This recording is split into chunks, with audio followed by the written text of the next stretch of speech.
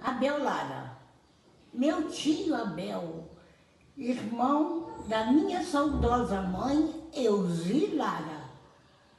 Tive muita convivência com ele, sempre alegre, vinha nos visitar e conversávamos muito. Também me orgulho muito pelo hino de Rezende Costa de sua autoria. É lindo. Obrigada, tia Bel, por ter tido o privilégio de ter sido sua sobrinha. Sei que está brilhando aí no céu. Grande abraço. Olha, tia Bel foi ótimo para mim, me ajudou muito. Ele tá no céu. Ele ia na Angola com o Paulinho, com o papai. E ele fazia tudo, tudo. Ele amava aqui.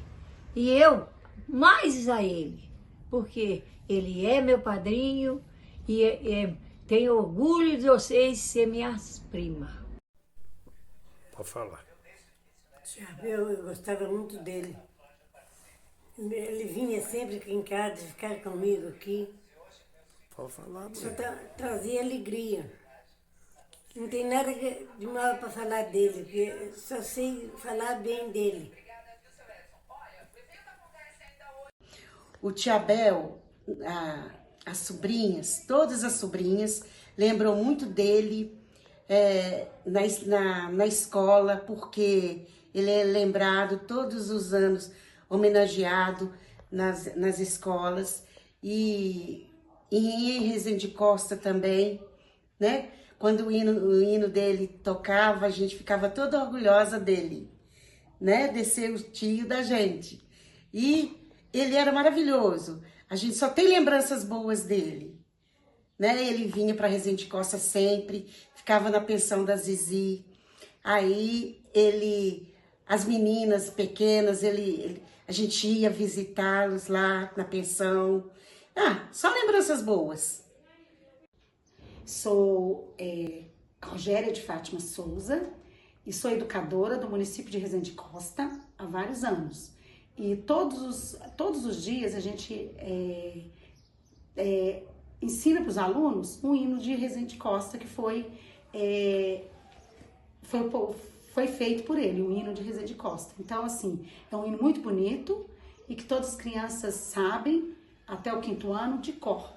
E, assim, eu só tenho lembrança boa dele, porque eu cheguei a conhecê-lo e era uma pessoa muito honesta, uma pessoa muito distinta e carismática, e muito inteligente.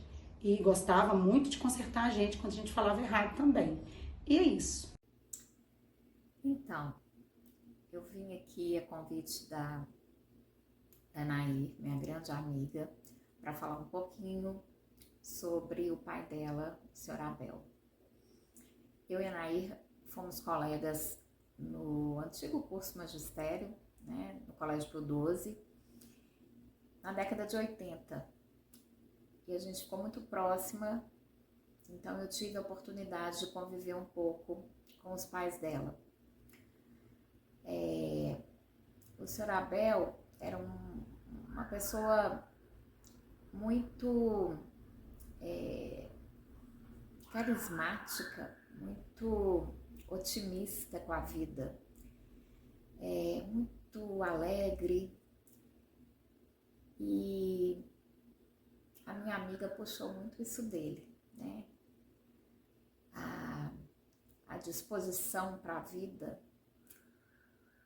o carisma e o otimismo eram marcas registradas do Sr. Abel. Então, nas vezes que eu encontrava com ele ou que eu ligava, eu sempre perguntava: tudo bem, Sr. Abel? E ele me respondia: tudo bem não, minha filha, tudo super ótimo. E aí ele me ensinou que, apesar dos problemas, dos desafios, das adversidades da vida, a vida tem que ser valorizada.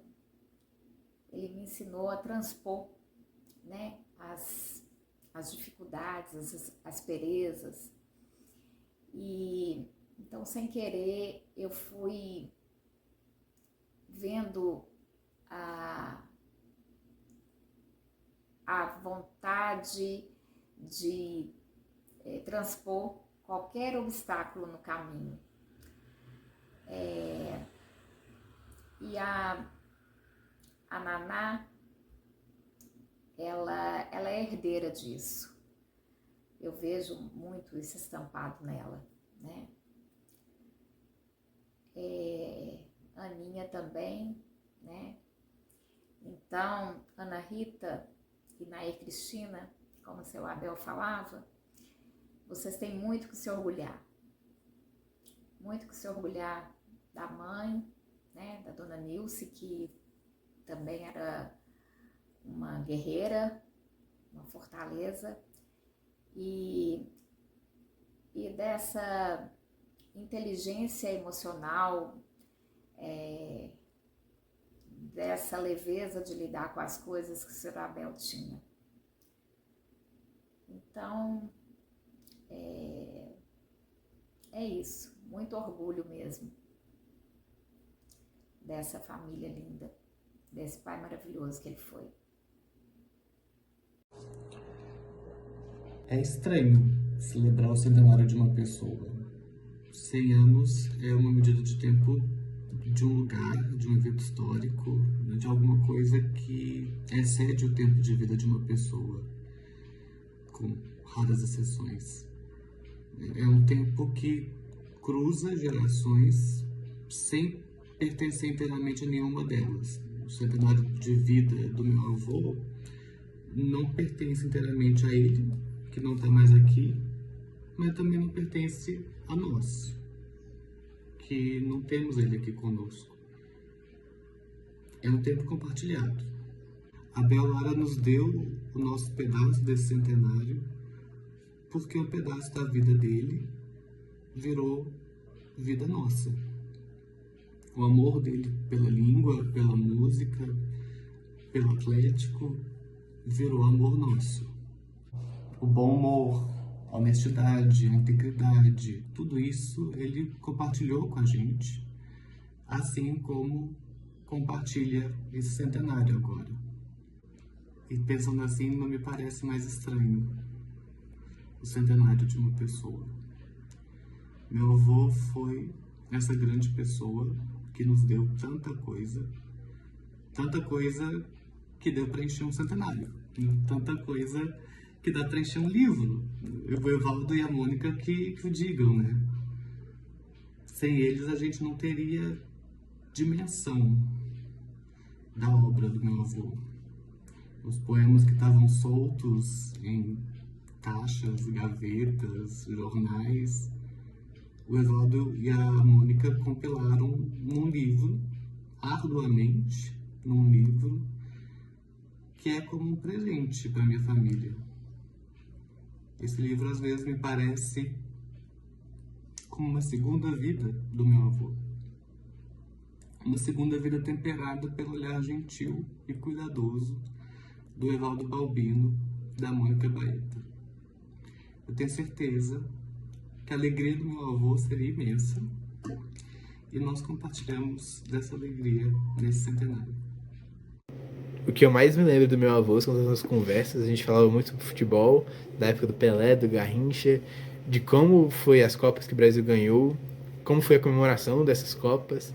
Eu lembro que ele falava muito sobre Cruzeiro e Atlético, também falava sobre notas antigas, que ele tinha uma coleção que ele me deu. Ele gostava de ver as notas, de falar como era o país na época. Também lembro muito dele com a minha avó. Eu sei que eles eram muito carinhosos um com o outro. Eles sempre estavam juntos. Com 80 anos, eles pegavam um ônibus perto da casa deles e vinham na minha casa, do outro lado da cidade, seja tomar um café, qualquer coisa. Lembro que minha avó também ficou muito emocionada quando viu o livro pela primeira vez. Também sobre o lançamento em Resende Costa. Então eu sei que ambos estão muito felizes agora, um do lado do outro. 100 anos é muita coisa. Você se imagina daqui a 100 anos? Eu não. Mas o tempo não para. O tempo leva pessoas, nossos entes queridos, mas também leva suas histórias para frente. Meu avô se foi, mas as memórias dele permanecem conosco até os dias de hoje. Nesse dia, comemoramos não só 100 anos de vida que ele completaria, mas também a certeza de que suas palavras continuarão vivas por meio de seu livro. Sua obra é o abraço que ele ainda nos dá, e a herança dele que carregaremos para frente. Esse livro permitirá que futuras gerações conheçam Abel Lara, um homem de coragem e sabedoria que marcou nossas vidas com as pontes que ele construiu, que agora ligam passado, presente e futuro. Este centenário é mais um marco de muitos da genialidade, criatividade e da perspectiva de Abel Lara.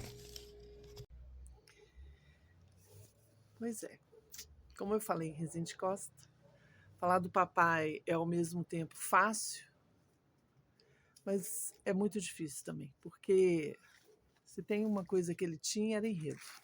Não falta enredo para falar do papai. E aí a gente vai passando um filme, assim, né?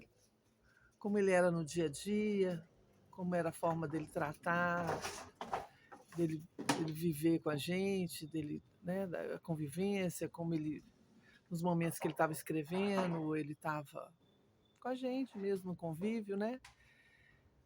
Sempre foi um pai muito participativo, muito preocupado, muito presente.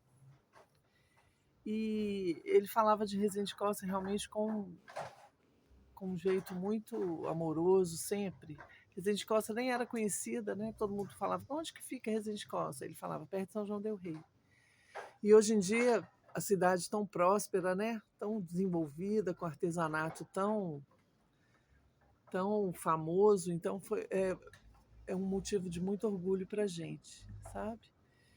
E ele compôs um hino sem ter um conhecimento musical. Ele não tinha, ele arranhava um violão, fazia um solo, mas assim, ele não tinha conhecimento musical e mesmo assim compôs. Ele ainda falava que os hinos mais bonitos são marcha. Então, assim, ele sempre falava, eu quero que seja executado sempre como uma marcha, né? E aí, é isso. A gente conseguiu, graças a Deus, que mamãe visse o livro, que ela sempre falava, né? Não queria morrer sem ver o livro. Ela conseguiu, manuseou o livro em novembro. Em dezembro, depois do lançamento em Rezende Costa, eu ainda consegui mostrar para ela né, o que tinha acontecido lá. Ela já não estava falando, mas ela não estava comunicando com a gente, mas ela assistiu tudo. E isso, é um motivo de muito orgulho, de muita alegria. Fez tudo acontecendo, porque o papai era uma pessoa muito amorosa, muito dedicada às coisas que ele fazia, mas ele também era muito famoso, muito vaidoso. E ele sempre falava, né, que ele queria ser reconhecido pelos escritos dele, pelas coisas que ele produziu, e graças a Deus está sendo reconhecido, né? E aí, se tudo deu certo, eu estou gravando esse vídeo uns dias antes, né, da solenidade, mas quando a gente voltou à casa da minha mãe, ela faleceu dia 30 de dezembro. Depois do carnaval, eu peguei um sobretudo dela e falei com minha irmã, falei assim, no dia do lançamento do livro eu irei com ele, que tem a energia dela, estava no armário dela lá. Então, se tudo deu certo, ela está materializada aqui também, né? E eu queria agradecer a todos que estiveram envolvidos nesse processo todo. Realmente é um motivo de muita alegria. Obrigada. Como falar de uma pessoa e do seu centenário em poucos minutos? Como expressar tudo que essa pessoa foi? Seus feitos, seu legado, sua essência, num tempo tão curto. Dificuldade maior ainda quando essa pessoa é seu próprio pai. Mas, se é para fazer, façamo-lo, pois. Essa era uma das expressões favoritas do meu pai. Se havia uma boa comida à mesa, comamo-la, pois.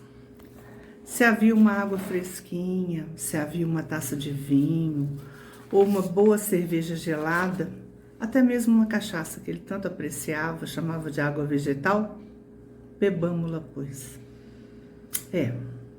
Papai gostava dos bons prazeres, mesa farta, festas, pescaria, literatura, música clássica. Amava Castro Alves, cujos versos recitava com frequência e veneração. Amava o Clube Atlético Mineiro, por quem torcia e vibrava. Amava a ópera, vivia cantarolando as áreas preferidas pela casa. Sempre que podia, punha a tocar os seus discos numa vitrola que a gente tinha. Amava Rezende Costa, amava sua cidade natal, da qual ele saiu ainda muito jovem para o seminário de Mariana, indo depois morar em Uberlândia e finalmente se fixando em Belo Horizonte como sua residência definitiva. Rezende Costa, a quem papai sempre voltou nas férias e nos feriados ao longo da vida. Rezende Costa, que ele tão bem representou junto à Academia Municipalista de Letras e à Academia Mineira de Trovas. Rezende Costa, a quem ele homenageou definitivamente, compondo o hino da cidade, letra e música. Papai era um homem dedicado e fiel aos seus amores. A vida lá em casa foi sempre muito simples, sem grandes luxos. A vida que 2 profissionais do magistério puderam oferecer às suas filhas. Mas não faltou nada. Na verdade, tínhamos tudo. Férias, viagens, festas de aniversário, estudos, bicicleta, aulas de balé e de música, boas escolas. Nunca faltou nada. Ao contrário, sempre sobrou amor, presença, cuidado. Nunca faltou exemplo. Sempre tivemos o melhor exemplo. De fé, de retidão, de caráter, de cidadania. Meu pai foi um homem que prezava as tradições. Dedicado à família, ele sempre que podia visitava os irmãos e sobrinhos. Foi um marido paciente e muito carinhoso. Foi um pai muito, muito amoroso. Um homem alegre, um homem bem-humorado, que adorava uma conversa, um papo bom, adorava contar piadas e tinha um riso fácil e contagiante. Aos incautos que estranhavam-lhe um nome curto e perguntavam: Abel Lara só? Ele respondia de imediato e com um tom divertido: sem o só.